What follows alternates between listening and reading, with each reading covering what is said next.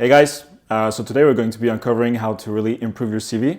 We're going to be looking at a before and after, inspired by the CV that I used to get interviews at Bank of America, Perella Weinberg, private equity funds such as Towerbrook in London, BNP in Paris. It's really based off my experience when I got into ISEC Business School, where I really learned from my peers who are applying to roles in finance and consulting. And my CV to start off with wasn't that strong. Since then, we've built an agency where we've helped over 150 students get into their dream programs. So we really kind of understand the nuances of a CV, how to really take it from a 3 to 5 page document to a concise, clear McKinsey, Goldman Sachs standard CV, based off also what the schools will be teaching you. And if you can really showcase that you already have that down, that's going to significantly increase your odds of either admission into a top program or pass those first really challenging rounds for interviews. So going to dive right into it, we're going to uncover how to really improve your CV quite drastically. So let's dive right into it. So how do you really master your CV? So why is your CV important? First of all, it's really your corporate passport around the world. When you're applying to jobs or talking to a friend who can potentially send your CV internally, the first thing is going to be sending your CV before any letter of recommendation. It's really something that is going to boost your odds of success in any way if you have your CV that's always ready at the get-go to be really adaptable and really seize any opportunities that are flying around you. It's really the first document that is kind of viewed in a quick snapshot, and professionals are accustomed to seeing tens and hundreds of CVs, and they really understand, okay, what does this CV say about this person? And so having a good CV is going to make or break kind of the first entry point into either a quick follow-up phone call or the typical follow-up of the interview where you see different people from the team. So it's really important. It's actually really a signal more than anything else. What also acts as a signal are what is on your CV. So whether it be the school you went to or a certain firm you worked at, it's really all about signaling in a quick and efficient way your professional background, experience, the value you can provide. And it really says quite a lot about you, even what you might think. Because if you really spend time on it, it takes a lot of time to really craft a very good CV. I remember doing mine, I spent at least five to 6 hours just making sure all the spaces were perfect. There were no double spaces, no missing bullet points, no missing full stops, making sure that on the right hand side where you have the dates, it was perfectly aligned. There wasn't anything out of place. But it's really important because if you're applying for roles in finance or in consulting where attention to detail is extremely important and you miss out on that, it's going to cost you a lot. To give you an example, I once sent a CV to a role I really wanted, and there was a one digit that was erroneous on my phone number, and it completely screwed my chances for that role. So luckily I was able to make up for it and pass the interviews, but so you really want to be careful. Even when you think you've spent a lot of time on it, you need to really make sure. So yeah, it translates quite a few things: work ethic, the value you can provide in the future. So it's really quite an important snapshot of who you are. Instead of starting from scratch, what I would recommend is actually using a CV template that's been tried and tested. So we have several CV templates that I'm going to link below. There's no need to reinvent the wheel and start from scratch. Either you can ask for a friend CV, who's applied to top institutions, got in, so you can draw from the experience, or there are plenty of good resources, and I'm going to link them down below. But typically how you want to structure it is there are a few main sections. So you have typically education, depending on where you're at in your career. If you're just starting out as a young graduate or more experienced, typically you're going to swap the placement between education and work experience. But talking from my experience as a young graduate, you would put education on top, put your schools, typically your GPA, some type of merit scholarship, relevant courses pretty quickly. You don't want to keep it too saturated. You essentially want it to act as a positive signal of, okay, I've went to these institutions, studied these programs,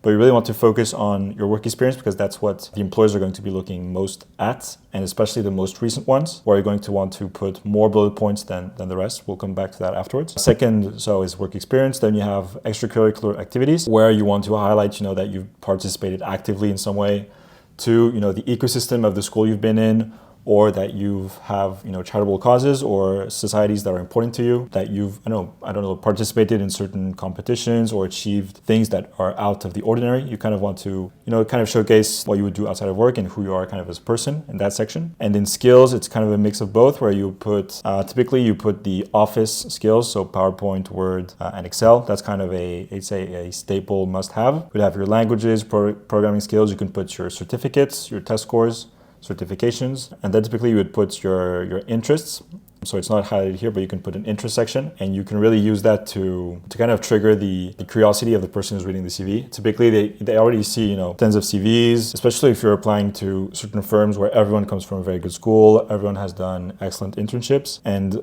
funnily enough, what makes you stand out is actually what's not work related. So I've already had, you know, interviews that started off looking at my CV, and they go down and they see, okay, you want to do a surf trip in your interests, tell me more about that. And that really allows you to connect on a very informal level, especially when you go higher up to more senior interviews. I often found that it's the more senior people who want to know, you know, the more informal aspects about you. Once they know you've done the first few rounds, they know you're basically selected and qualified enough for the role. So that's a really interesting point. I would use the same format, so bold, the dates on the side, making sure everything is aligned. You could also put location. It isn't put here, but you could put location on the right as well. So the city and the country, putting the role, company name, something quite standard, but I wouldn't deviate too far from that.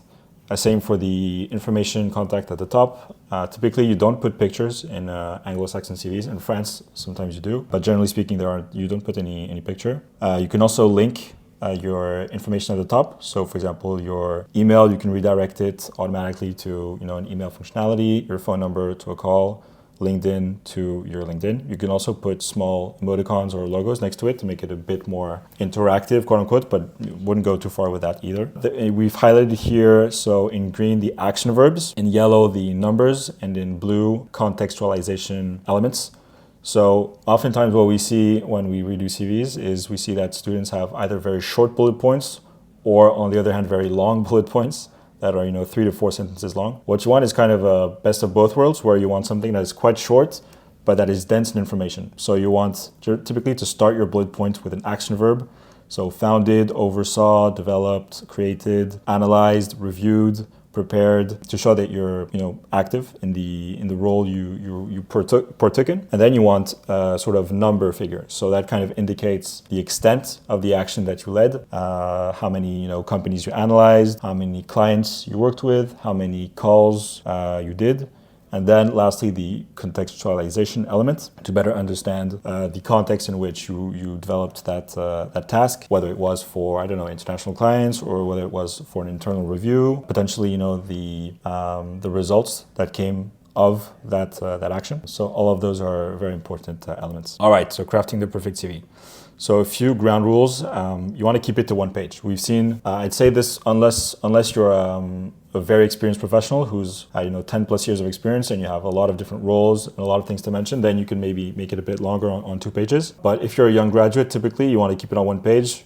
Why? Because it's just easier to digest. It's a quick snapshot. It's not meant to be a readable document. Think of it like a CV. When someone is looking at it, they're just looking for highlights. They're kind of scanning through it to see what piques their interest, but they're not going to be reading it bullet by bullet by bullet. It's really going to serve also as a support during your interview, where they're going to scan, see one thing they find interesting and ask you a question about it. But so you really want it to make it well structured, easy to read, clear. So it's really a skimming tool more than anything. You don't want to put too many fantasy elements. So we've seen a lot of CVs, with orange colors, pictures all over the place, too many logos or emoticons, or you don't really want that. Maybe unless the role is design related, and even that case, I think it can be debated.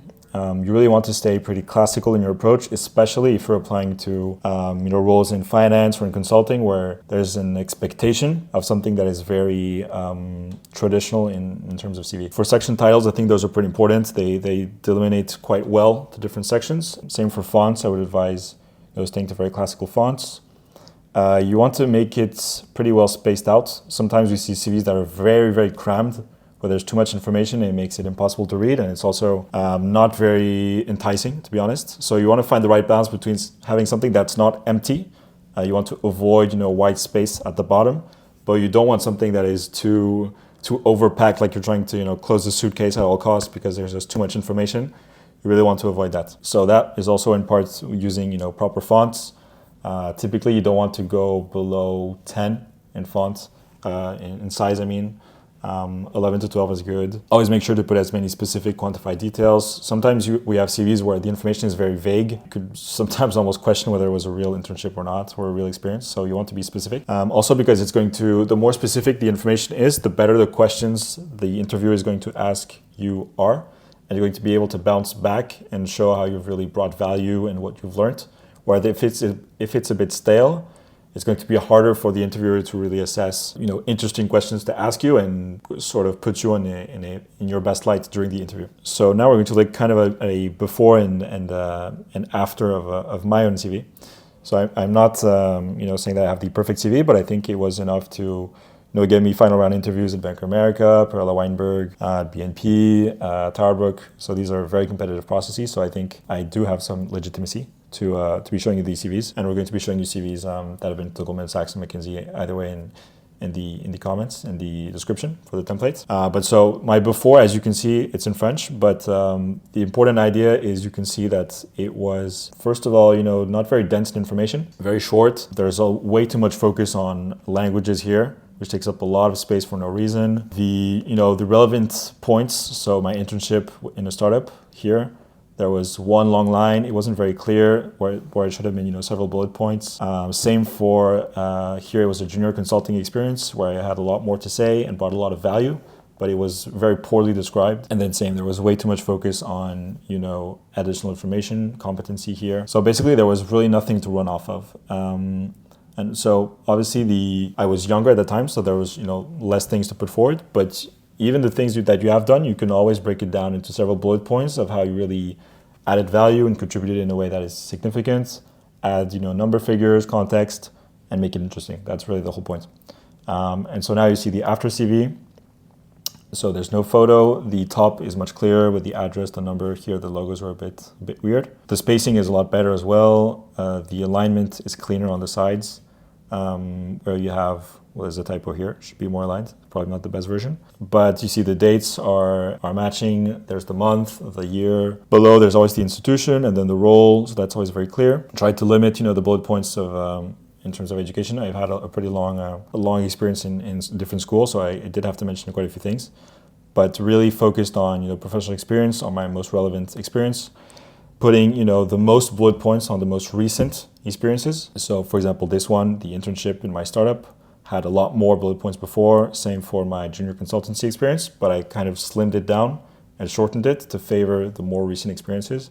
Where if you're working in finance, well, obviously you want to put forward all of your experience, what you've done, the different tasks, the number of investments that you reviewed, the number of due diligences you carried out, the number of reports you read, a bit of context about the team you're in. So that's really important. And then at the end, you can see in additional information and interests. I put surfing, I put the New York Knicks, piano improvisations, and you see this point about the Knicks. You could think it's pretty, a minor detail, but actually on, I'd say about 70% of my interviews, I got a question about my interest for the NBA and why the Knicks, and it came up a lot. It's really something, that kind of allowed me to relate very easily to some of my interviewers that loved, kind of American culture and that sort of passion for sports. And I think it was really something that stood out. I'd also heard about a friend of mine who would put, Cards Against Humanity and interest in the bottom, and who would also always be asked about it, and it kind of allows you to relate and kind of laugh about with your interviewer to really create a bond, before, because ultimately you want to showcase, competency and experience and the fact that you've been to a good program and that you have a lot of things to bring and that you're motivated. But ultimately it's also, a human experience, and they want people who are easy to relate with, who are fun, who they can feel comfortable hanging out at the office and outside the office. Or, when you're applying to schools, they want people that are complete. They don't want, only corporate robots. They want people that have interests and passions on the side and that have a certain view on life. And that is kind of translated in that minor section. So that's about it. So yeah, that's kind of it for the CV review. I'm going to add templates for CVs that you can draw inspiration from.